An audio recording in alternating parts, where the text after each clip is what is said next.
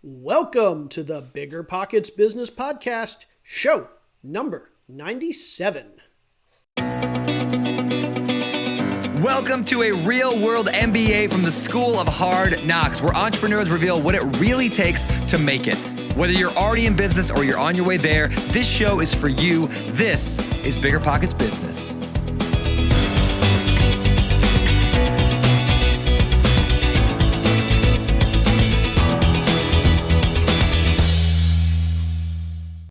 How's it going, everybody? I am Jay Scott, your co-host for the BiggerPockets Business Podcast, and I am here again this week with my lovely co-host, Carol Scott. How's it going today, Miss Carol Scott? I've got to tell you what, I am so incredibly grateful and optimistic that I feel like we are finally at a point where things are on an incredibly upward trajectory. We've even started planning some summer vacation things, and we just might really get to do them this year and start seeing more friends and family and doing all kinds of good things. So very, very grateful and looking forward to everything that's happening right now. Absolutely. I'm keeping my fingers crossed for our summer vacation this year. Okay. We have an amazing episode today. I talk about episodes being jam-packed with gold nuggets and great advice and tips, but this one really is absolutely beginning to end, tip after tip after tip after tip. Our guest today, his name is Rocky Lalvani. He is a certified profit first professional. And what that means is, if you've been listening to our podcast for a while, we've had a guest on twice. His name's Mike Michalowicz. He is the author of a book called Profit First. And in that book, he teaches us how we can make our business profitable literally from day one. And Rocky is someone who actually helps business owners and investors implement the Profit First system to ensure that their businesses are, again, profitable from day number one. And on this episode, Rocky talks to us about all the things we need to do to ensure that we can implement Profit First in our business, whether it's our business or our investments, and how we can actually start to become profitable from day one. And we talk about some amazing ideas that will literally change the way you think about money and about your business. We talk about the compound effect. We talk about the domino theory. We talk about Parkinson's law. We talk about the Pareto principle and a whole bunch of other theories and principles and ideas that will really change the way you think about money and business and profit. Then we dig into the details about how we as entrepreneurs and investors can start to build wealth today, not tomorrow, not next month, not next year. In fact, a lot of what we talk about today on this episode is not waiting until tomorrow, not waiting until next month or next year, starting today, because the earlier you start, the sooner you will build wealth, and the more quickly, or the sooner that your wealth will compound and get you to where you want to be. And make sure you listen to the very end of this episode where Rocky starts a response with, "If you do nothing else today," and then listen to what he says after that, because it's a life-changing tip. Just an amazing episode. Make sure that if you want to find out anything more about Rocky, about the stuff we talk about in the show, about getting in touch with him, his website, his podcast, check out our show notes at biggerpockets.com/bizshow97. Again, that's biggerpockets.com/bizshow97. Okay, without any further ado, let's welcome Rocky Lalvani to the show.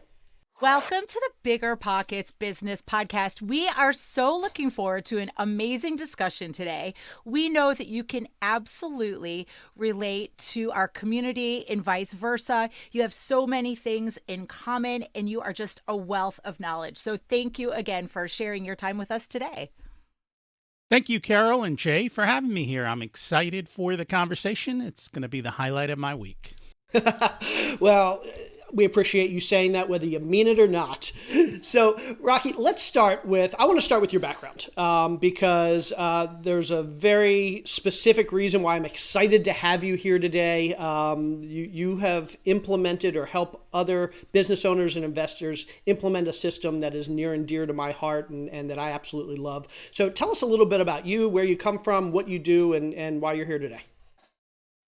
So I'm here today probably because of Profit First, and I've been working with Mike as a certified Profit First professional for about 18 months now with his group.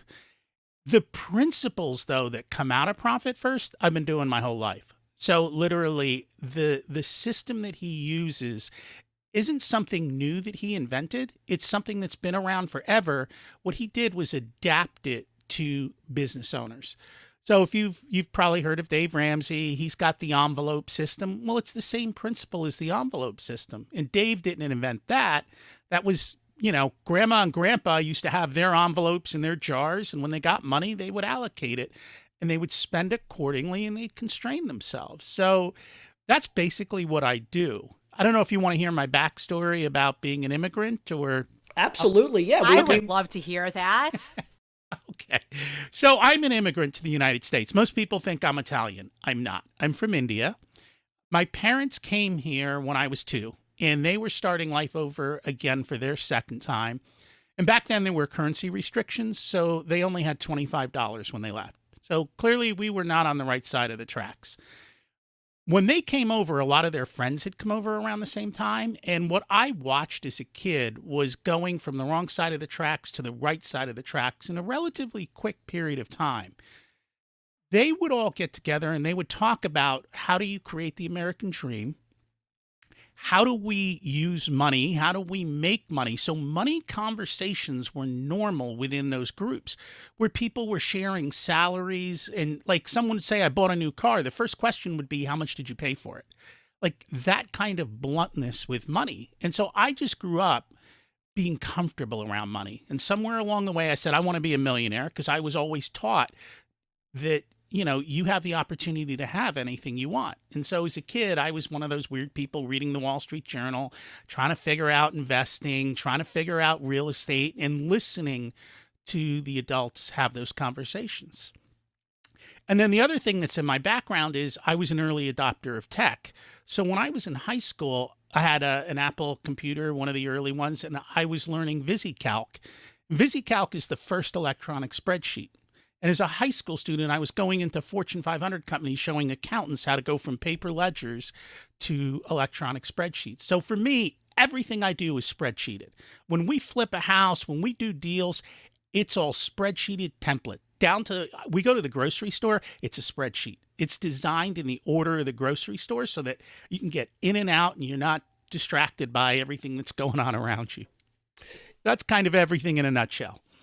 Absolutely. Love it. It sounds like you have such a relatable background. You really, you came from not a lot. You were not afraid to go out there and get it because these discussions were a part of your everyday upbringing. And my goodness, if all of us adopted that mindset in our growing up, in the bringing up our families and moving forward, probably what a much better place we'd all be in, right? So And if you want to know one of the reasons, like the big reason I wanted to have you on the show is it's exactly what you just said. I am a spreadsheet guy.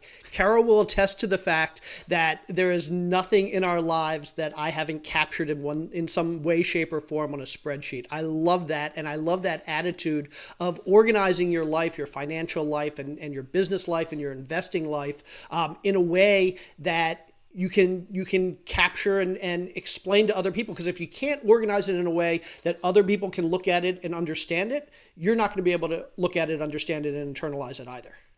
That's true. Even Thanksgiving's on a spreadsheet. Like everything we need. I love that. That is so cool. Okay, so Rocky, we really want to start off our discussion today with one of your absolute best tips. So, can you share something with us that we need to know that might change our lives right now? There is one and only one reason I'm a multimillionaire. And it is because when I got out of college, I automated my savings. So exactly the things that talked about in Profit First, right? As soon as I got out, I got a job. And they said, well, we have a company stock plan. I said, okay, put 2% in there. Well, we have a credit union. Put $50 in there.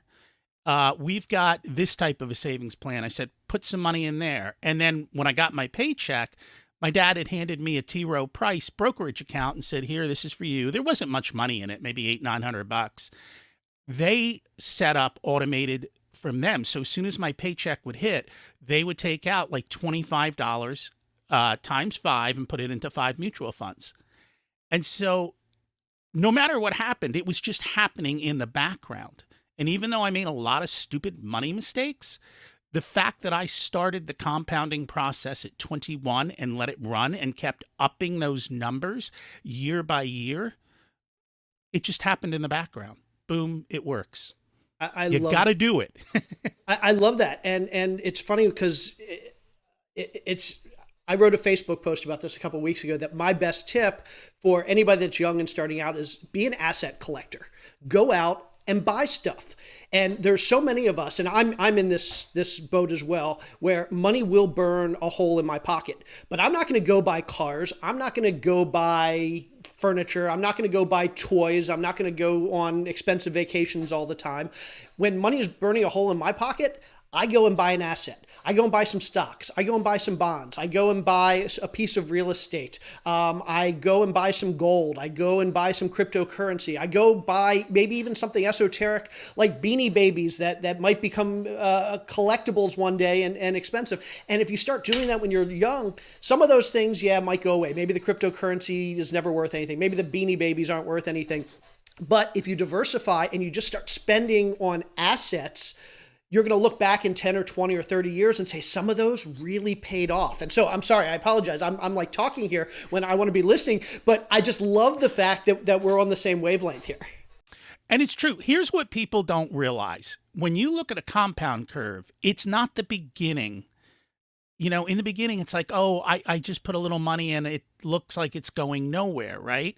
That's the way the beginning of the curve looks like. But if you don't do the beginning of the curve, what you give up is the end of the curve. And the end of the curve is where the money is. That's where it goes. If you think about it, and let's make it relatable, to save your first $1,000 might be hard. To save your second 1,000 is easy. To save your first 100,000 is hard. Your second 100,000 is easy. Your first million is hard. Your second million's easy. If you don't start and you don't have the time, what you're giving up is the millions at the end. And people can't see that long tail connection with money. And that's the problem. But if you understand that and you go take action immediately, it'll happen. Yeah, the whole compound effect is so valuable. I'm sure you've probably thought about it. You probably teach like just compounding a penny a day. And I see you shaking your head. Talk to us a little bit about that. Like just give this, make a concrete example here that I think will really resonate with people. And so there is the example of the penny doubling every day. So if you start with a penny and you say, I want to double this penny for 31 days, where do you end up at the end of 31 days? Do you know the number? I don't know the number. Jay, do you? I'm my numbers guy. I have a feeling. What do you think, Carol? A penny doubled every day for 30 days. Oh, do not put me on this spot. I'm mathematically challenged. I'm going to say $3.70. I have no idea. Clearly, no idea. Go ahead, Rocky. Jay's got a. What's your number? I think it's something like $20 million. It is. It's 21 million. Yeah. Wait, after how long? 31 days. You take a penny and double it every day. 2 pennies the second day, 4 pennies the third day, 8 pennies the fourth day. Are you kidding me right now? No. Oh my gosh, that's incredible. My mind is very much blown. Explain. Here's what you have to do. Day 31 is, say, roughly 20 million. That means day 30 is 10 million. Day 29 is 5 million. Day 28 is 2.5 million. All of it comes at the end. Day 1 is a penny. Day 2 is 2 cents. Day 3 is 4 cents. Day 5 is 8 cents. Day 6 is 16 cents. Right? Day 7 is 32 cents. Oh, whoop-de-doo-dah, 32 cents. This is stupid. I'm not doing this anymore. You just gave up $21 million. And this is the reason why we always hear it's easier to make money when you've got money than it is when you're starting. That first million's really tough. The second million's a lot easier. The 10th million's even easier than that, right? It's true. So once you figure out these certain basic principles, you will find that they apply to every part of life. So I don't know if you've read Gary Keller's book. I see you shaking your head. It's The millionaire real estate investor. No, the one thing. Oh, the one thing. Of course. So Jay Papasan. Jay Papasan's been on our show. Okay, so if you think about it, it's the same exact principle with his domino theory, right? You're just knocking down a bigger domino, and it doesn't take that many dominoes to knock down the Empire State Building. It's probably not even 31, right? It might be 15. I don't know the exact number. But you when you figure out these principles, they apply everywhere, and it's figuring out those principles. Absolutely. Love, love, love it. And I'm sorry, I'm still reeling. My mind is blown at my lack of mathematical skills. So anyway, Jay, you take it from here. I'm still calculating in my head. Okay, so I want to talk about, and we're going to get into some of these skills that we're talking about and some of the specific tactics and details. But I want to step back a little bit because you are I don't know the right word, certified trainer, but you help business owners and investors implement Profit First, which is the system put forward originally by Mike McAllowitz in his book, Profit First, one of his 5 or 6 books. He was actually on a few months ago talking about it. And you help business owners and investors implement this Profit First system. Can you talk to us a little bit about what that is and why we as entrepreneurs and investors should care about it? So Profit First is basically a cash flow system. And if you think back to my early story, what I did was I took money off the top and I paid myself first. Well, that's exactly what Profit First is. Now, the problem is most accountants give you the wrong equation for profit. They tell you sales minus expenses equals profit. And that means profit's a leftover. It's the last thing. It's something that you find out usually at tax time when you go to your accountant and you say, you know, what's going on? And they say, well, you were profitable last year. Congratulations. Here's how much you owe in taxes. And the first question the business owner is, where is that money? The accountant laughs at him and says, you spent it, right? Then the second question that usually comes up is, how am I supposed to pay that tax bill? Where am I going to get the $100,000? I can't afford this. And then they freak out. The people who use Profit First don't have these problems because they know what their profit is up front. And when that happens, so Mike's in the recruitment business. Mike used Profit First. He had a blowout year one year, so his sales took off. What happens with most people, though, is they don't talk to their accountant except at tax time. Their quarterly tax payments are based on the previous year. Well, Mike's sales went through the roof, and so he wasn't paying in enough quarterly. So tax time comes, the accountant doesn't call him for 3 weeks because the accountant does not want to have this conversation, right? Finally, she calls him. Mike's, what's the deal? She's like, I've been dreading calling you. She's like, you owe a lot in taxes. He goes, I know, my sales went up. She's like, how much? And she's like, almost 6 figures. He goes, no problem. I'll drop off a check tomorrow. She's like, what?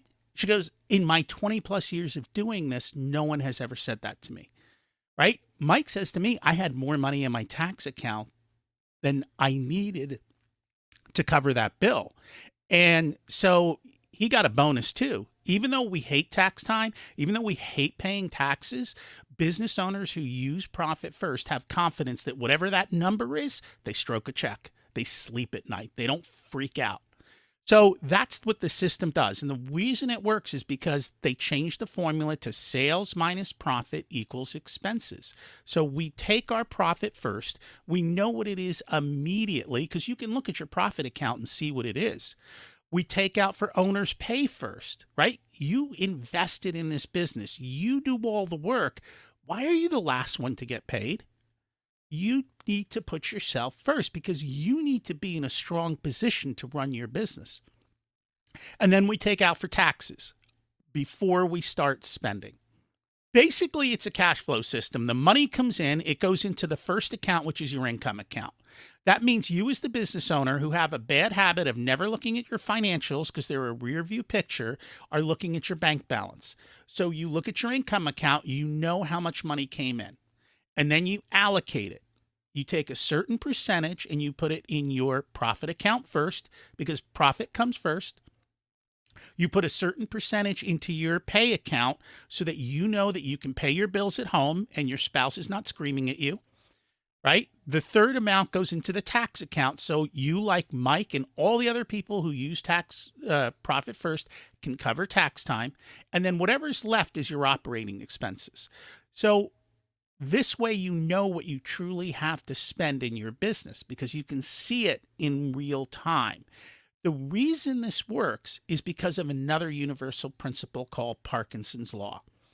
Most people have never heard of Parkinson's law. What Parkinson's law basically states is we will use up all of the resources allocated.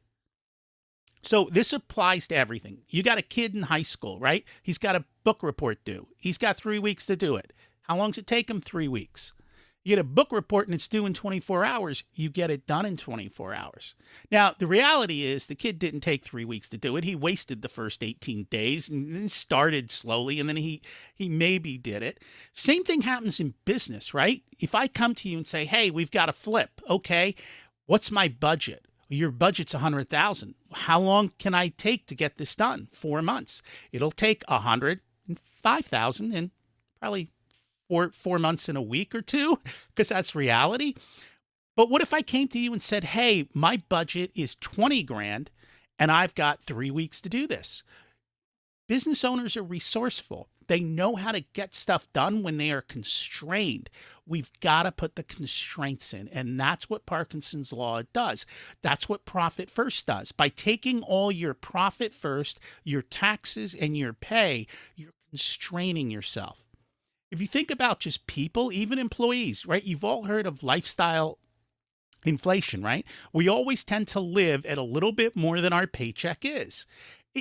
The more you can constrain that, the better off you are. Now, people can come to me and say, wait a minute, how am I supposed to work on less? This is where the second principle comes in. This is the Pareto principle that everybody knows, the 80-20 rule, right? So if you think about it, if 20% gives us 80% of the result, 40% gives us 96% of the result, right? Screw the last 4%, keep 60% of your time and money. And you've just got to shift your whole mindset thinking, and you've got to figure out where is the 40% that's giving me the 96%. And that's what I do for my clients. I find the pools of profit within their business or their real estate that gives them that best return. Okay, it's so awesome in theory, Rocky. In theory, love, love, love it. But I do have a very clear, I think, follow-up question. So you're saying that we need to be committed to pulling money out of our business every week or every month regularly, and that's the highest priority. But let's say, for example, we're in the early stages of just launching a business. We're not bringing a whole lot in yet. And realistically, we simply need to spend a whole lot more than we're making in those early days to move forward. So how do we reconcile that, and how do we make that work with these principles? Where does that premise come that we have to spend a whole lot of money to make money? Well, I'm not saying we definitely need to spend we definitely need to spend a whole lot to make a whole lot. But when it comes down to the fact that you need to spend something before you've got anything coming in, if you need supplies, for example, to get to deliver whatever product it is to your customers, how do we make that happen if we don't have money coming in yet? Well, so we'll split this into two things. First of all, my good friend Paul started his business in 2020. Okay. He understood that profit is a habit, not an event. And so he started taking quarterly profit distributions from his company in his first year. When you guys probably have heard so many stories of people getting involved with real estate with no money, right? And yet they turn it in. So why? Because the people who were involved were resourceful. They didn't say, I got to spend money to make money. They said, I've got to figure out how to do this by using better, being more resourceful than asking for more resources. If you're spending like that, then, and we all do it, right? You get a new business owner. What's he do first? I need a business card. What's he do second? I need a website, right? No, what you need first is a customer handing you money up front so that you have the money. And as soon as he hands it to you, you allocate it to the appropriate places. And then you know what you truly have to spend. So yeah, this works no matter where you are in your business stage. Awesome. I love that, and it makes sense. Now, here's the question I have, just from a mathematical standpoint. So, if you implement the formula sales minus profit equals expenses, you're basically saying that in your business, you're making the decision to modulate your expenses based on the money that's coming in and the money that you are allocating as your profit, as your savings. So that tells me that for the most part, your business growth is constrained not by your desire to grow. It's not constrained by external factors. It's constrained by how much you're bringing in and how much you're taking out in profit or savings. So what if I want my business to grow a lot faster? Does that necessarily mean that I need to take less out or I need to be making more? One of the biggest things that causes business failure is growing too fast, because you get ahead of your cash flow. And when you get ahead of your cash flow, it's done. Like, it doesn't matter. So you've got to sit down and run the numbers, do the spreadsheets, just like Jay and I always talk about, right? People think that by taking profit, you're constraining your business. I don't believe that. I think that's a false assumption. I always make fun of Uber. How do you have a company with so much money, no cars, and you still can't show a profit? Like, it's absurd. They just have a very different mentality of thinking about things. Imagine if they had just taken 1 penny out of every dollar they made. Would you miss the penny? No. Do you know how profitable Uber would be today at 1 penny out of every dollar that came in their front door? Super profitable. It's a mindset shift. And the way you start is by taking small amounts. We talk about the penny out of the dollar. That's all you need to start with. You can still grow your business, but you don't need to spend always to grow. There's other ways to do it. People who spend to grow are lazy, right? That's why they need to spend money, because they're being lazy. They don't want to think about it. They don't want to figure out a better way. They don't want to take the time to just want to solve a problem by throwing money at it. That's fine. Go ahead and do it. But it's not going to build a strong foundation. So true. This is great. So, Rocky, I think you've mentioned you've had your hand in real estate investing in a little bit. Can you tell us just a little bit about that? And then I want to mold that into the next part of our discussion. So there's a lesson here with my real estate journey. When I was in high school, as I said, we grew up an immigrant. Like, if I wanted nicer stuff, I had to learn how to do it. So I learned how to tile, how to do plumbing, how to do electric. I re-roofed my dad's house. I got my real estate license when I was in college and sold property. So I was always around real estate. And then I got out of college and life got good with a job. And so good is the enemy of great. And I kind of stepped away from real estate for a long time because I couldn't figure out the numbers of the rentals and how to do all of that. And I missed all the compounding, right? That's the biggest thing I kicked myself for. I should have bought properties back in the 90s. After the 2008 crash, I was like, okay, maybe I need to diversify and do some other things. And I started getting involved in real estate, and someone actually had to kick me to get involved. So I was like, I should buy a rental. And my friend was talking to me, and they were living in a rental and they hated it. And they were paying a lot of money. And I was like, well, if you want to live in a house, I'll buy one and you can rent it from me. And they're like, well, give us a couple months. Let me think about it. 3 months later, I get a phone call.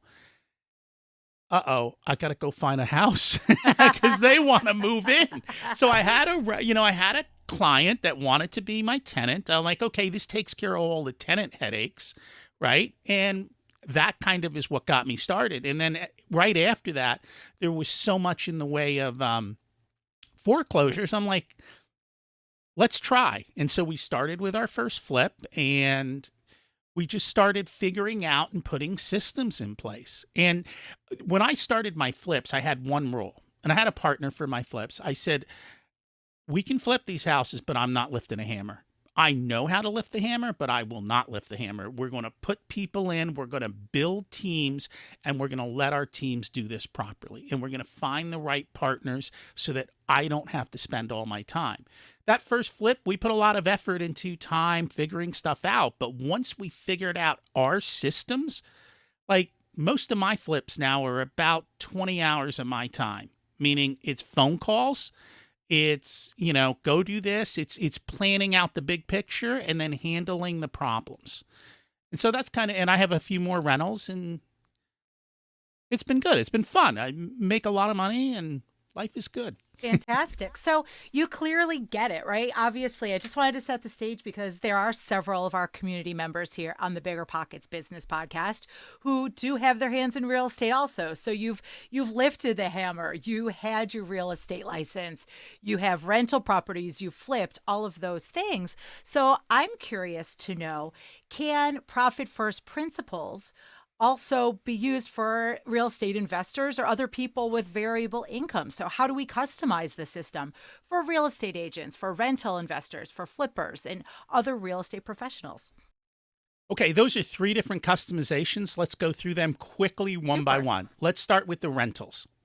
When you go buy a rental, you sit down and you come up with a set of numbers, right? And you say to yourself, well, here's my vacancy factor. And you say to yourself, here is my maintenance factor. And then you may say to you, here's my long-term upgrade factor, right? And then you've got your monthly payment for your note and your taxes and your insurance. What do most people do, right? They set that up and they say, this is how I'm going to run my business. And then immediately they get the first rent check, they deposit it, they pay their mortgage payment and their things, and then they start spending their vacancy budget. And then they start spending their maintenance budget. Right? What we suggest is you set up a separate bank account for vacancy, a separate bank account for your short-term maintenance, and a separate bank account for long-term maintenance. Now, you can figure out your long-term maintenance. When I buy a house, I can look at this house and go, okay, heat's 5 years old. That means I've got X amount of years on heat. The roof is 22 years old. Well, that means in the back of my head, I got to start saving up for a roof. Figure out your numbers, figure out your percentages, and then start allocating your money up front. And then what happens is you end up with a vacancy. Well, now you're no longer freaking out going, oh, I got to get a tenant. You're going, hey, there's a vacancy budget. I can take money out of my vacancy account. I can cover this month because I have the vacancy money. Oh, I have to do some repairs to the property. Okay. Oh, look, there's money in my repair account. I can make the repairs. When the time for the roof replacement comes, it's like, I really don't want to spend $8,000. But you know what? There's $8,000. The roof is leaking. The tenant's freaking out. Let's fix the roof instead of causing more trouble. Most people get stuck in those situations. They're like, it's an emergency. My roof is leaking. No, it's not an emergency. I told you 6 years ago you needed a new roof. Like, seriously, this isn't an emergency. This is an expectation. So you set up your accounts to put your money aside and you let them build up so that you have the money when the time comes. So that's your rentals. For the flips, the way we do our flips, and this is just how I did them, we fully fund the flip up front. That's just the way. So you might get money from whether you're getting a loan or however you do it, set up an account and put your money in the budget for that particular flip into there. And then you just track and see how that money starts going down over time. And then at the end of the flip, we settle up and we literally take our profit distributions. So flips are a little bit easier, but you have to run. So here's the thing. If you're doing one flip, it's really easy because every time you go to Home Depot, you know it's for that property. When you're doing multiple flips, you really need to track what expenses are going to what house. And before and after, we do an Excel sheet. So before we flip, this is our expectation of what this is going to cost us. And after we flip, we come back in and we look at how we did to expectation. Because we always want to be making sure that we're making the right assumptions on the next deal. And I can't know that unless I'm confirming the past deal. because there's all these little costs that we forget about, like the dumpster. Like, do you have a line item for the dumpster or 2 dumpsters? That's, $1,500 sometimes. We forget all the little stuff that needs to get done. And we have line items for just miscellaneous stuff. And most real estate investors are the opposite of me. They go in and go, I can figure out how to get this done, and they go to the edges. We like to build in massive margin. We put margin at every level of the sale. So I've got margin on the sale, margin on the repair, margin on the buy, even margin if I have to replace the roof, we'll build it into the cost. So the biggest thing with the flips, I think, is truly tracking the actual cost of what's going on to the actual property. And that's not always easy. The cool thing with Home Depot, though, is they have a system. So if my guys go to Home Depot, Home Depot sends me a text. They already put the property address in. They track it all for me to make it easy so that it's kind of automated and fixed. The third one is variable income. So Profit First is perfect for variable income. What we do is we set up an extra account for the variable income, or you can actually just let it sit. And we set up a separate account. And what we'll do is, so if you're a real estate professional, right? So you might have a month at 10,000, and 10,000 might be the number that you need to live off of every month. Well, some months you're going to have 0 maybe, and some months you're going to have 30,000. So what we do is we set the base level at 10, and you do your allocations off of 10,000. And whatever you get in that month that's above 10,000, we put it aside into a separate account. And that's kind of a vault account. So when the next month comes up and now you're at 6,000, well, I can go to that vault account that I was saving up my money, and I can pull 4,000 out and I can do my monthly allocations. So now what you're seeing is really smooth sailing in choppy income waters. Did that make sense? That made perfect sense. And here's the thing. A lot of, obviously, tons of valuable information there. But something that kept coming through to me in all 3 of your examples, or at least especially the first 2 examples for investors, you talked earlier about one of the biggest causes of business failure is growing too fast. Well, one of the other big causes of business failure that I've seen is not doing a good job of forecasting cash flow, not knowing how much money you're going to need to spend next month, 2 months from now, 6 months from now, 12 months from now. And so a lot of what you're talking about to us as investors on both the rental and the flip side, and especially the rental side, is forecasting cash flow, knowing how much money you're going to need. If a roof is 5 years old, well, you might have 15 years before you need that money. You have 15 years to save. You can save a little bit less every month than if a roof is 15 years old and you only have 5 years left. Now you have to save 3 times as much because you only have a third of the time. So you have to save 3 times as much every month. So can you talk to us a little bit, I guess, either as real estate investors or business owners, about cash flow forecasting, cash flow management? Are there any tips that you have to help us get better at forecasting cash flow and ensuring that we're prepared for things that could happen? So that's kind of what Profit First does for you. If you get your allocations correct up front and you know your minimum, Profit First will handle all of those things for you just in the background because you're automatically setting money aside. I think the bigger question is the difference between implementation and your targets. So Mike gives targets in the books, and you can calculate your own targets for your specific situation, but where you are today may not be where you need to be. And so a big part of that is number one, start. That is the hardest thing. It's harder to go from 0 to 1 than it is to go from 1 to 100.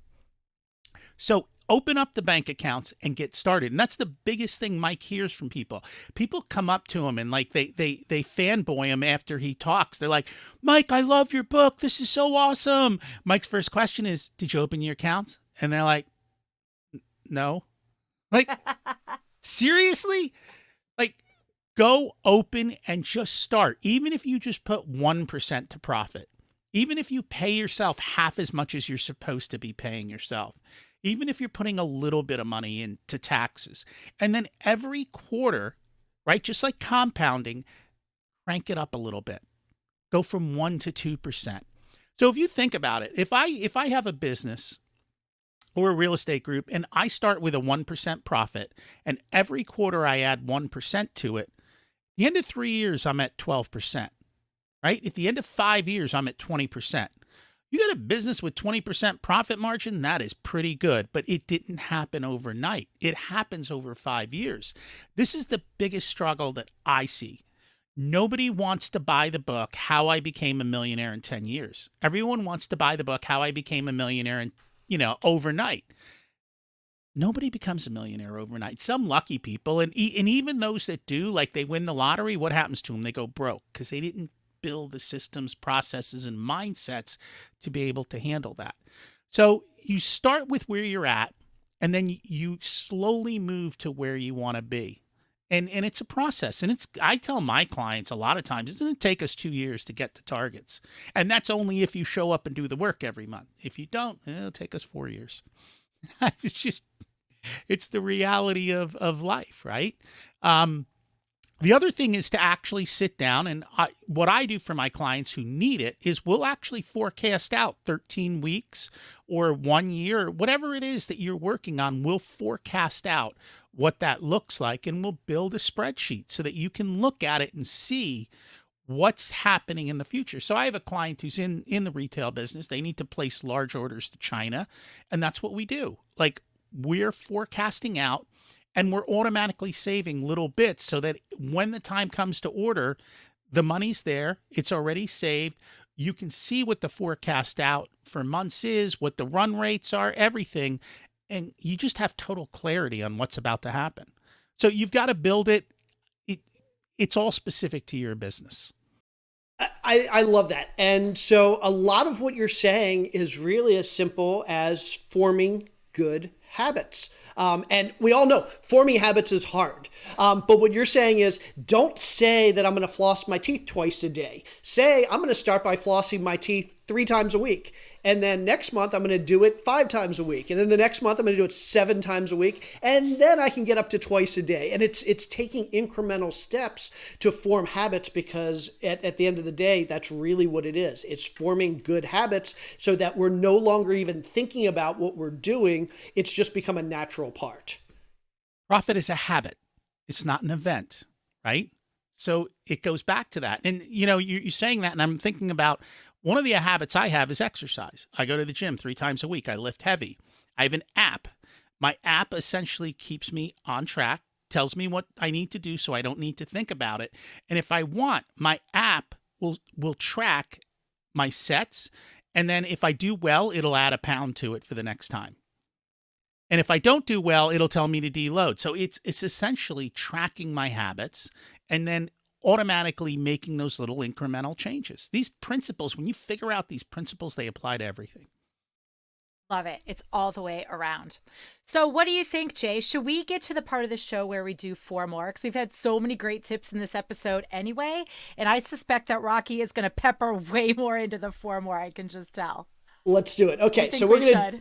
Okay, we're going to jump into this segment of the show we call 4 More, and that's where we ask you the same 4 questions that we ask all of our guests. And then the more part of the 4 More is where you tell us a little bit more about where we can connect with you, where we can find out more about you, and what you have going on. Sound good? Sure. Okay. I'm going to start with question number 1. Same question we ask all of our guests. So what was your very first or your very worst, I'll let you decide which one, job, and what lessons did you take from it that you're still using today? So I'm not going to count my newspaper route because that really wasn't a job, although it was. You know what? I'll talk about both. So my newspaper route taught me how to do good customer service, because my clients would say, hey, put the paper here, do this, do that. And when I started doing that and listening to them, I started getting better tips. So here I was, a 13-year-old kid with $50 in his pocket. Mind you, it's the late 70s. That's a lot of money for a 13-year-old kid. But it was through customer service, through delivering. And then it's with the newspaper back in the day, you needed to have it done. It was 7 days a week, right? You had to show up. You had to be there at 6 a.m. before you went to school, and you had to be consistent with it. And so it was just that consistency, great customer service, and the constant building relationships with my clients and taking their feedback and changing the way that I was presenting myself to them. And you know, those days were a lot different. People would just tell you straight up. You know, we weren't as nice as we are today. And then my first other kind of job was being a dishwasher.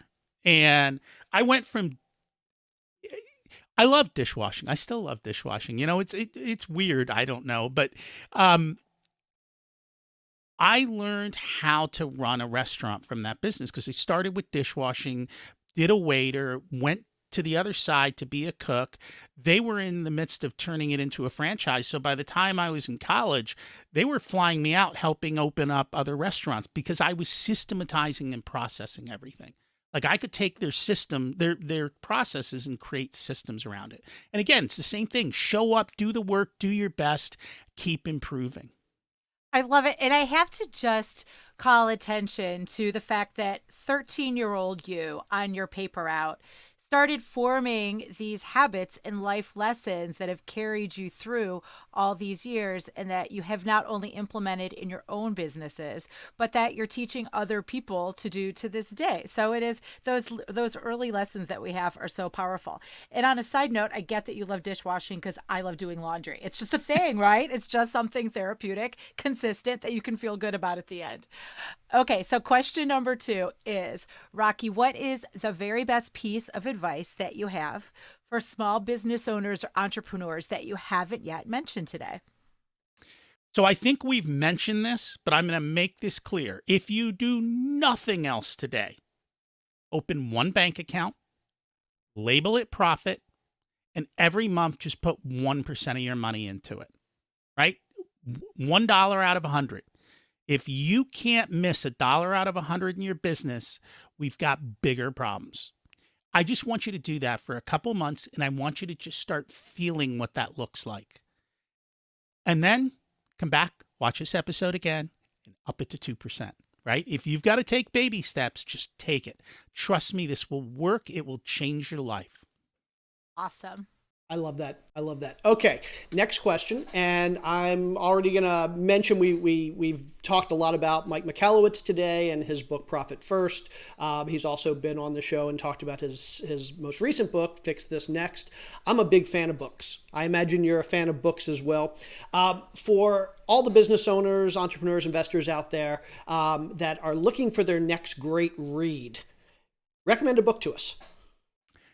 The book that I recommend the most, and it's a book that I have a lot of my clients go through, and I hold their hand as they go through it. It's called Living Forward by Michael Hyatt. And it's essentially a book that helps you to get out of the drift, to create a life plan, and then to implement it. So the biggest thing that I find with people, especially entrepreneurs, it's shiny object syndrome. They've got a mismatch between, their business and their personal lives. They don't know what they want, and they're in the drift. And so what this book does is it starts out by writing your eulogy. What is it that you want to be said about you? And then how do we create a plan to live that eulogy life? And it's looking at your health, your wealth, your business, your relationships, your spirituality, every single part of your life. Define what you want, write it down, and then go execute on it. Super. I can't wait to get that one. Do we have that one, Jay? I don't think it's in the bookshelf. I don't, and I'm going to get it. Excellent. That's a great recommendation. Okay, there it is. It's on anyone watching the video. Rocky is showing it to us right now, and it will absolutely be in the show notes as well. Okay, so our fourth question is, Rocky, what is something along the way, either for one of your businesses or for yourself or for your family, that you have splurged on that was totally and entirely worth it? So my neighbors laugh at me. We have a Yukon XL that sits in my driveway. It moves about once a month. Okay? The reason I bought it is that if I needed to take my kids somewhere, throw all their friends in, move the soccer team, move the robotics team, whatever we wanted to do. I wanted a vehicle that I could pile full of kids and go do something with them. And literally, we drive it, I think, 5,000 miles a year.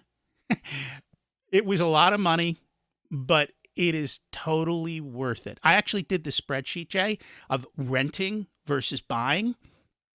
And renting made more sense, except there was one problem. If I had to rent that car to take the kids for ice cream, I would freak out that I just spent $125 plus the ice cream, and it would just ruin the situation. I just wanted the flexibility to say, this is what I want to do, and I don't care what the car costs. That is so cool. Like I'm seeing like the equivalent of like, the Kool-Aid mom, the mom who wants to have everyone over to create that experience that those kids will remember. And that's what you did by buying that vehicle. And I think that's the coolest thing ever. And Carol's also the one that we have two very impractical cars, and we spend way too much of our time renting cars when family comes into town or when we have to haul something. I love that idea. Yeah, that's awesome.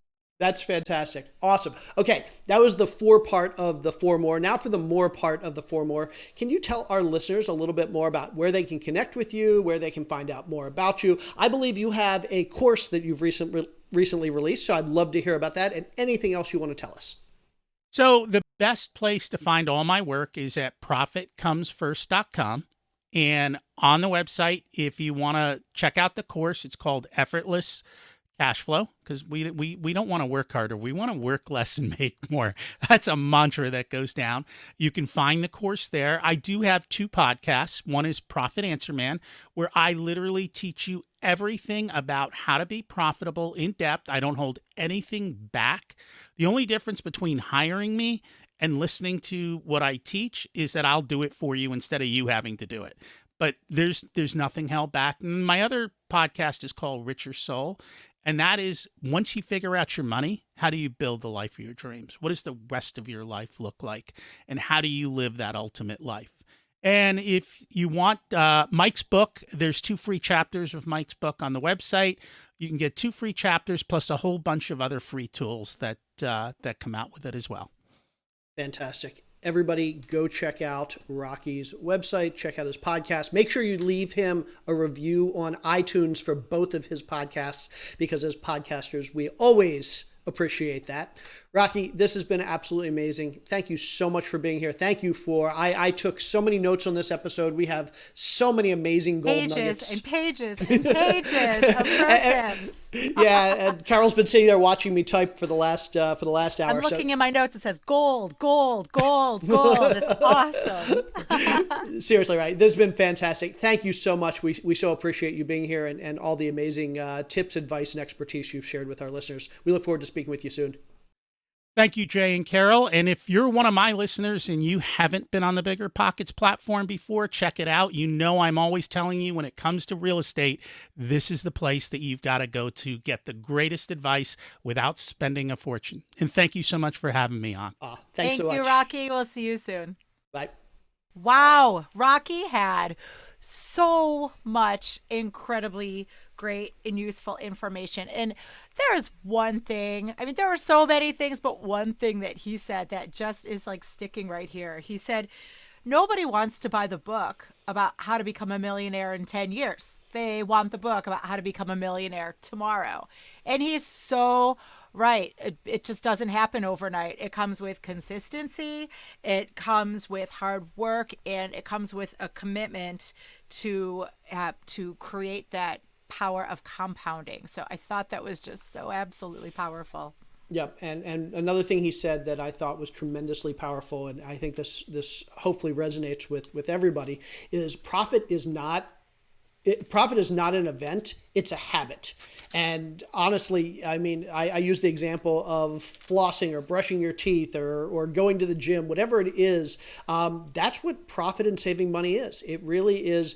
It's starting today and building good habits so that in 5 or 10 or 20 years, that little bit of money that you're saving today is a whole lot more money later, or a little bit of profit you're taking from your business today is a whole lot more profit later. So just an amazing, amazing tip. I couldn't agree more. All right, let's wrap it up, baby. Let's wrap it up, everybody. Thank you so much for tuning in, and we look forward to seeing you and listening to you, or you listening to us, however that works, again next week. She's Carol. I'm Jay. Now go open an account and deposit 1% today. Get started, get out there, do it, create your future wealth. Have a really great week, everybody, and thanks for being here. We can't wait till next time. Thanks, everybody.